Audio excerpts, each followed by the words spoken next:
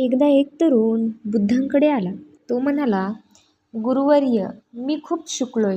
वेद, शास्त्र, वाद विवाद सगळं माहीत आहे. माझं मन ज्ञानाने भरलं आहे. आता मला तुमचंही ज्ञान हवंय. बुद्ध शांतपणे त्याला हसले. तेवढ्यात एका शिष्याला त्यांनी सांगितलं, या तरुणाच्या हातातल्या कटोऱ्यात पाणी ओत. कटोरा आधीच भरलेला होता. पाणी ओतलं आणि सगळं बाहेर सांडलं. बुद्ध म्हणाले, जसं हा भरलेला कटोरा काही नवीन पाणी घेऊ शकत नाही, तसंच जेव्हा मन अहंकाराने भरलेलं असतं तेव्हा खरं ज्ञान आत शिरतच नाही. ज्ञान घ्यायचंच असेल तर आधी स्वतःला रिकामा कटोरा बनव. बुद्धांची शिकवण, खऱ्या ज्ञानासाठी विनम्रता आवश्यक आहे.